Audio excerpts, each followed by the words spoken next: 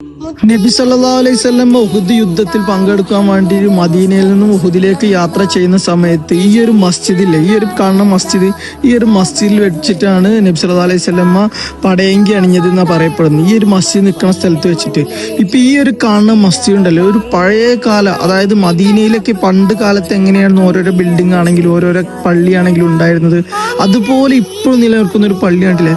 ഭയങ്കര ഭംഗിയാണ് ഇതിൻ്റെ ഉള്ളിൽ കാണാനും. കണ്ടില്ലേ, ഈ പണ്ടത്തെ കാലത്ത് പനന്റെ ഈത്തപ്പനന്റെ ഇത് വെച്ചിട്ടാണ് നമ്മളിപ്പോ ഫില്ലറൊക്കെ ഉണ്ടല്ലോ, ആ ഫില്ലറിന് പകരം, അതായത് ബീം വാർക്ക് ഉണ്ടല്ലോ, ആ ബീം വാർക്കിന്റെ ആ ഫില്ലർ കണ്ടില്ല, ആ റൗണ്ട് ഫില്ലറിന് ബീം വാർക്കിന് പകരം പനന്റെ ഈത്തപ്പനന്റെ തടി വെച്ചിട്ടാണ് വെച്ചിരുന്നത്. അത് ഇപ്പോഴും കണ്ടില്ല, ഇപ്പോഴും എത്ര കാലം പഴക്കല്ലതാണ്, അത് ഇപ്പോഴും അവിടെ നിലനിൽക്കണില്ലേ. എന്ത് ഭംഗിയാണ് വെച്ചിട്ട് ഈ ഒരു മസ്ജിദൊക്കെ കാണാനും.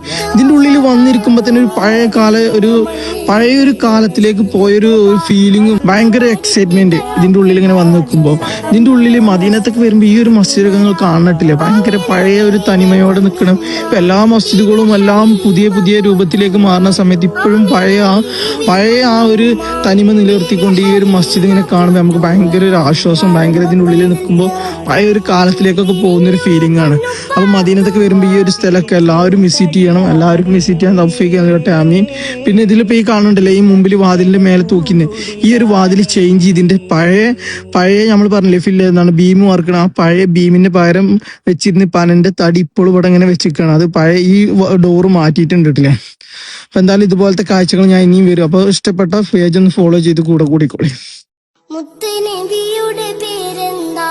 മുഹമ്മദ് മുസ്തഫ സല്ലല്ലാഹ്. മുത്ത് ജനിച്ചുള്ള നാടേതാ? കഅബയുള്ള മക്കത്താ. മുത്ത്